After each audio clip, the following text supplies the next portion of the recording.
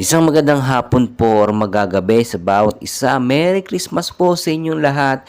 Latest weather update po tayo December 25, 2023. Pero bago po tayo magpatuloy mga kaibigan, pa-like and subscribe naman po and pahit ng notification bell para mamaya po updated kayo sa ating latest weather update. So ang hypnosis pa rin po natin galing po sa Pag-asa.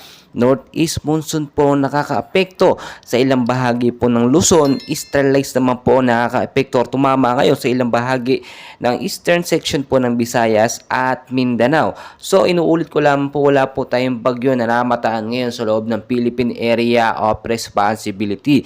Pero may mga binabantayan po tayong mga cloud cluster sa labas or palibot po ng PAR na posible nga po maging isang active LPA within 24 to 48 hours, and we are expecting po posible pong magkaroon ng bagyo after po ng Christmas or bago po mag New Year. So maging handa po kayo anumang oras. So tuloy-tuloy po tayo ngayon sa area po ng Caraga, Davao Region, Northern Mindanao, Eastern Samar, Bohol at Southern Leyte po. Ang lagay po ng panahon sa mga nabanggit na lugar, maulap po ngayong hapon na may posibleng mahinang pag-uulan hanggang sa lumakas po mga isolated rainfall shower, mga heavy rainfall din po ang ating posibleng maranasan. Dala nga po yan ng Northeast monsoon at easterlights sa ilang bahagi po na Luzon, Visayas at Mindanao. So mag-ingat pa rin tayo sa banta ng baha at landslide sa matatuas na mga lugar po sa nabanggit dyan sa ating mga nabanggit na lugar. So sa area naman po ng Cagayan Valley, Apayao, Kalinga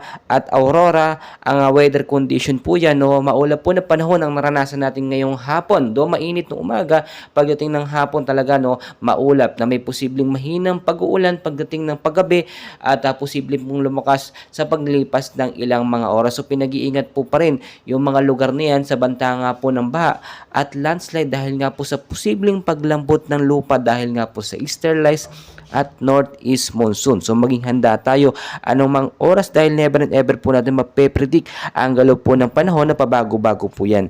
So sa area naman po ng Palawan at ilang bahagi po ng Visayas at ng Mindanao, maula pa rin na panahon na may mga isolated rainfall shower pagdating ng gabi at posibleng lumakas yan within 2 to 4 hours. So bantayan po nating mabuti. Mag-ingat din kayo sa banta po ng flood or pagbabaha, gayon din sa mga landslide prone area sa mga nabanggit nga po na mga lugar. So ito na po sa Metro Manila area naman tayo at ilang bahagi ng Luzon, maulap din na panahon ng ating naranasan ngayong hapon na may posibleng isolated rainfall shower, mga heavy rainfall dahil nga po sa northeast monsoon at easterlights na tumatama dyan sa ilang bahagi ng Luzon at Visayas at Mindanao. So mag-ingat pa rin tayo sa banta ng bagyo or lindol.